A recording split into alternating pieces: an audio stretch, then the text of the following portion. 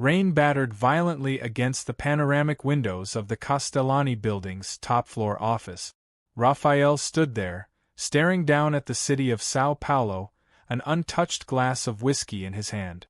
At 38, he had built an empire in the financial market, but success tasted bitter on that Friday night. His phone vibrated for the 10th time. It was his mother, Dona Teresa. Raphael sighed before answering.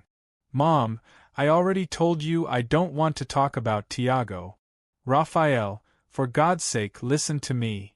Her voice trembled. "It's about Marina." His chest tightened at the sound of that name. Marina. His younger brother's girlfriend. The 24-year-old who had brought light into family gatherings over the past 2 years. That sweet girl with the shy smile and brown eyes full of dreams. "What happened?" he asked, already fearing the answer. "Your brother, that bastard, left her, Raphael. Marina is 6 months pregnant and Tiago ran off with another woman. He disappeared. Doesn't answer calls, doesn't reply to messages. The poor girl is alone, no family here in São Paulo, no money." Raphael squeezed his eyes shut. Tiago had always been irresponsible, but this crossed every line. Since adolescence, his younger brother had lived off others, jumping from job to job, relationship to relationship. Raphael had tried to help countless times, offered him positions at his company, paid off debt. But after the last betrayal, when Tiago siphoned money from a family project, Raphael had cut ties almost a year ago. "Where is she?" "In a rented apartment in Zona Leste." "But Raphael, she can't afford the next rent. She works at a beauty salon, but with the pregnancy so advanced, she can't stay on her feet for long. She's struggling, son." Anger surged through Raphael, mixed with something he hadn't felt in years, responsibility beyond business. "Send me her address." "You're going to help?" "I'll take care of it. Good night, Mom." He hung up and looked back at the city. The rain kept falling, but now he had a purpose beyond spreadsheets and board meetings. The mansion in Alphaville was everything Marina's apartment was not: spacious, bright, silent. With 4 suites, a heated pool, an immaculate garden, and a breathtaking view, the property looked like something straight out of an architecture magazine. Marina froze at the entrance, her small backpack of clothes hanging from her shoulder, feeling completely out of place. "Make yourself comfortable," Raphael said, noticing her discomfort. He called toward the kitchen. "Marietta, could you come here, please?" A woman in her 60s, with a warm smile and an impeccable apron, appeared immediately. "Marietta, this is Marina. She'll be living here starting today. It's complicated to explain, but she's expecting my nephew and needs care. Marietta runs the house and cooks food that should be considered national heritage. If you need anything at all, just ask her." Marietta studied Marina with the experienced eyes of a mother, immediately noticing the paleness, the excessive thinness of her arms and legs contrasting with her 6-month belly, the deep dark circles under her eyes. Her expression softened into instant maternal compassion. "Poor thing, you're so thin. Come, my dear, I'll show you your room and make you a proper meal." She wrapped a protective arm around Marina. "How long has it been since you had a real meal?" Marina felt her eyes burn again. That kindness, after weeks of loneliness and fear, was almost painful. I don't remember." "Jesus, Mary!" Marietta exclaimed. "This child must be starving in there." She shot Raphael a reproachful look. "You should have brought her sooner." Raphael raised his hands in surrender. "I only found out last night, Marietta. But now she's here, and you can spoil her as much as you want." Marietta led Marina up the marble staircase, talking non-stop about food, vitamins, and rest. Raphael watched them go, a strange feeling, he couldn't quite name it, settling in his chest. In the days that followed, the mansion's routine changed completely. Raphael, who normally left before 6 in the morning and returned after 10 at night, began adjusting his schedule. Not that he would admit it was because of Marina. He just needed to make sure things were running smoothly. Marina, meanwhile, tried to make herself as invisible as possible. She woke early but stayed in her room until she was sure Raphael had left. She had breakfast in the kitchen with Marietta, who insisted on preparing nutritious, delicious meals. In the afternoons, Marina read in the garden or watched TV in the smaller living room, always alert to the sounds of the house, ready to disappear if Raphael came back. "Girl, this is no way to live," Marietta scolded one day, finding Marina practically running to her room when she heard Raphael's car in the garage. "This house is yours too now. Dr. Raphael doesn't bite, for heaven's sake." "I don't want to bother him, Marietta. He's already doing so much for me." "Bother him? Child, do you really think that man would have brought you here if he thought you'd be a bother? He doesn't do anything he doesn't want to, believe me." Still, Marina couldn't shake the feeling of being an intruder, especially when she crossed paths with Raphael in the hallways. He was always polite, asking if she was okay, if she needed anything. But there was a formality there, a distance that made the limits of the situation clear. Until one night, everything changed. It was Tuesday, almost midnight. Raphael had just returned from a particularly exhausting meeting. He loosened his tie as he went upstairs, thinking only of a hot shower and bed, when he heard it. A muffled sob coming from Marina's suite. He stopped in the hallway, hesitating. It wasn't his problem. Marina probably wanted privacy. He should just go to his room and... Another sob, louder. Then a low moan of pain. Raphael knocked on the door before he could think better of it. "Marina? Are you okay?" Silence. Then a trembling voice. I'm fine." A lie. He knew a lie when he heard one. "I'm coming in, okay?" He opened the door slowly. Marina was sitting on the bed, hugging a pillow to her chest, her face red and soaked with tears. On the bedside table, her phone showed a blocked conversation with Tiago. "Let me guess," Raphael said, struggling to control the anger in his voice. "You tried talking to him again?" Marina nodded, ashamed. "I know it's stupid. But I keep thinking that if he knew how sick I've been, how much the baby needs him." He hadn't blocked all the numbers. "I managed to call from a friend's phone at the salon and he hung up on you." She covered her face with her hands. "He said I was being obsessive. That he'd already made it clear he didn't want anything to do with the baby. That I should stop chasing him and move on." Raphael felt a rage so intense he had to breathe deeply several times before trusting his voice. "Marina, look at me." She lifted her face, tears still falling. "My brother is a coward. A selfish man. He doesn't deserve your tears, and he definitely doesn't deserve this baby. You need to stop trying to bring him back." "But every child deserves a father." "Not every man deserves to be called a father," Raphael interrupted, harsher than he meant. "Believe me. I grew up with one." Marina blinked, surprised. Raphael never talked about his father. She knew, through Tiago, that the man had died when the brothers were teenagers, but never the details. Raphael sighed, running a hand through his hair. Before he could stop himself, he sat in the armchair near the bed.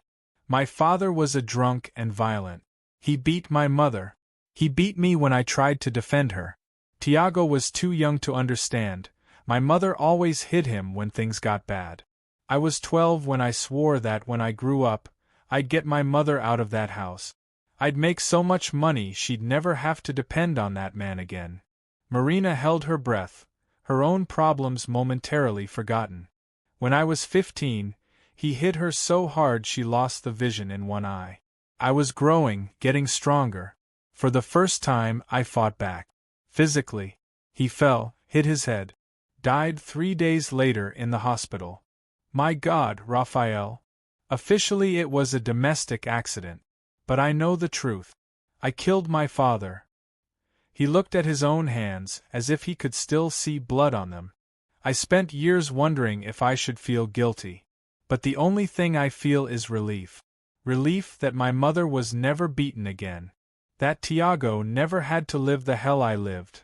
That's why he doesn't know the value of things, Marina murmured. Your mother protected him from everything. Too much. While I worked from 16 to help at home, Tiago had everything handed to him. I don't blame my mother, she just wanted him to have the childhood I didn't.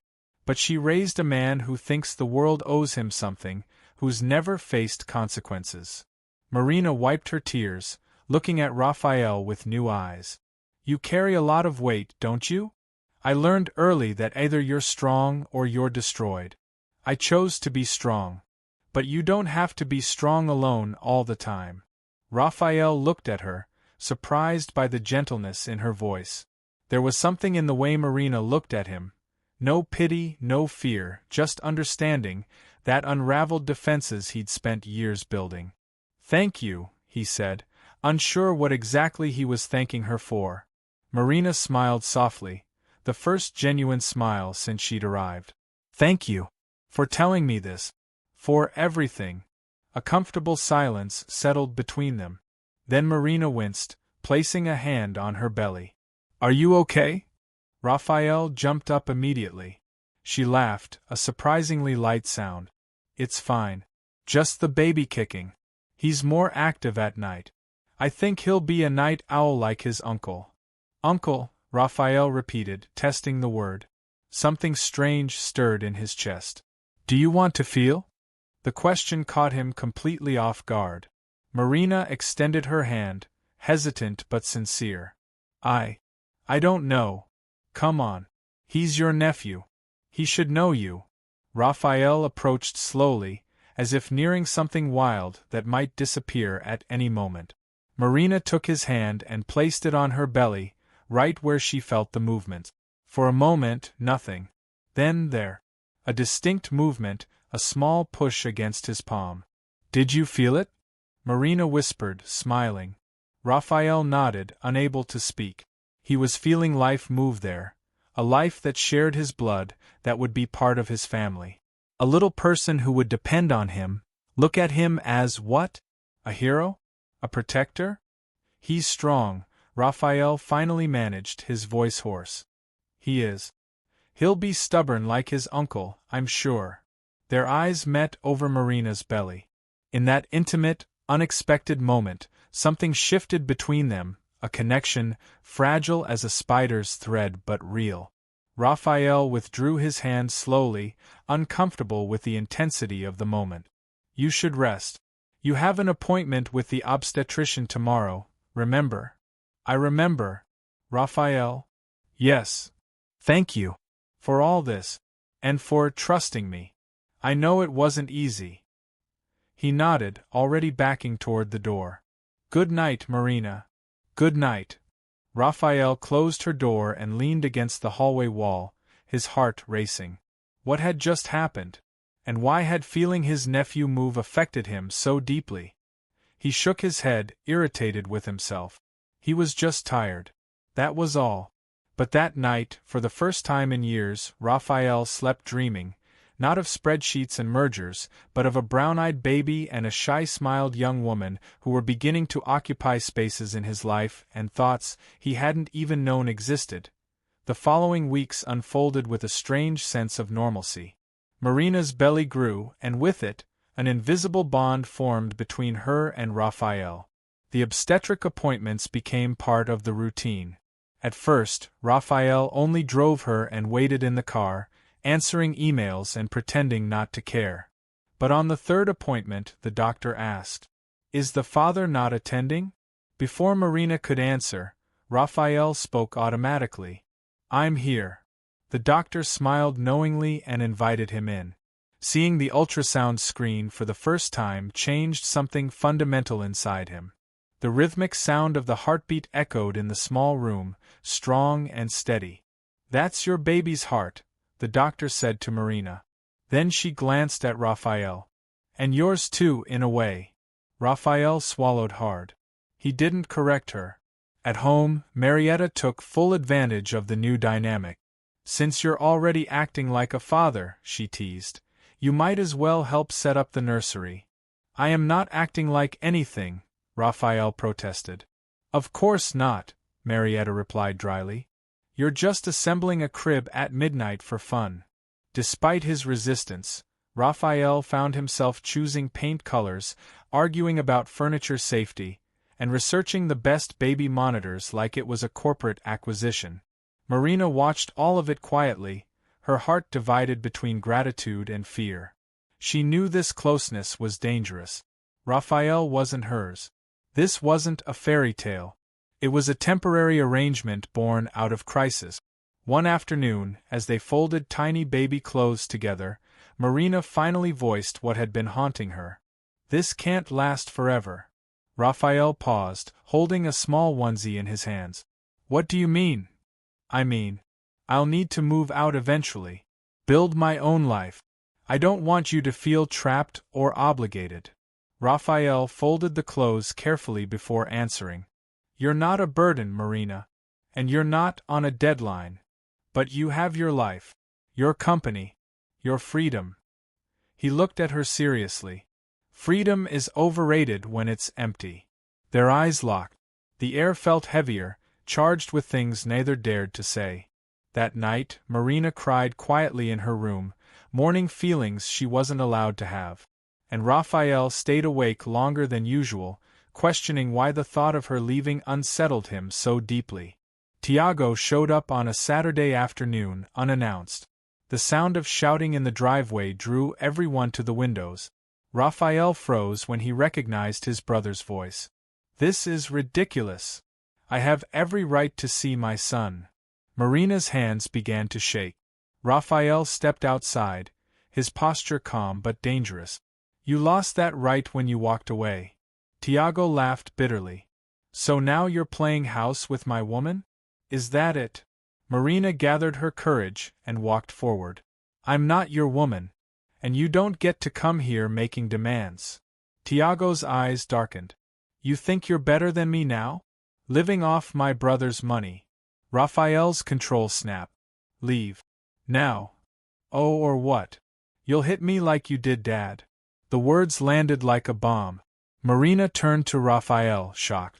What is he talking about? Raphael said nothing. His silence confirmed everything. Tiago smirked. Yeah. The perfect brother. The hero. He killed our father. Marina stepped between them. That's enough. You have no right. I have every right. Tiago shouted. He thinks he owns you. This baby. Everything. Raphael's voice was ice-cold. You will leave before I call the police. Tiago looked at Marina one last time. You'll regret this. Both of you. He drove off, leaving destruction behind. Marina turned to Raphael, tears streaming. Is it true? Yes, he said quietly. But not the way he told it. She reached for his hand. Then tell me. And he did. When he finished, Marina hugged him tightly. You saved your mother. You protected your family. Raphael closed his eyes, holding on to her like an anchor. For the first time, someone sees it that way. That night they crossed a line, not physically but emotionally. The barrier between them shattered. They were no longer just sharing a house. They were sharing pain.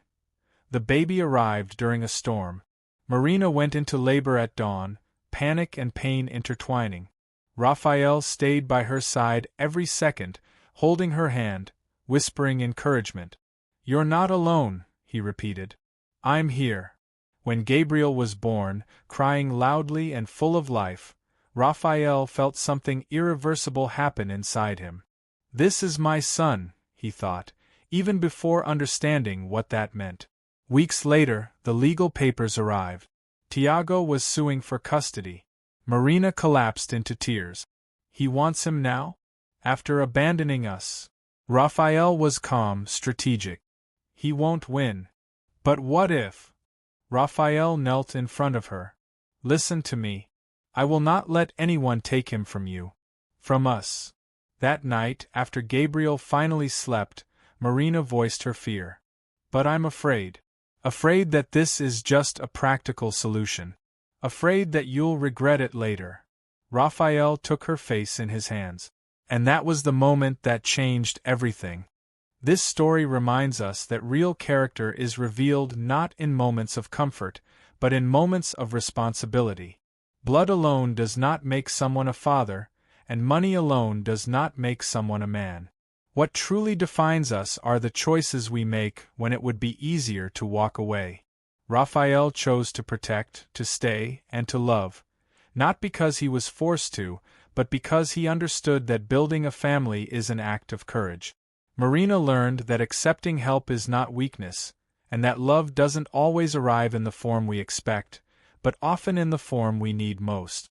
In the end, this is a story about redemption, accountability, and the quiet power of choosing to do the right thing, even when it costs you comfort, pride, or fear. Speech balloon: if this story touched you, don't keep it to yourself. Thumbs up like this video, it really helps the channel grow. Envelope with arrow: subscribe so you don't miss the next stories. New episodes every week. Bell: turn on notifications to stay in the loop. And now tell me in the comments. Globe showing Europe, Africa, where are you watching from? Red heart: and what part of the story impacted you the most? Your support makes these stories possible. Thank you for being here.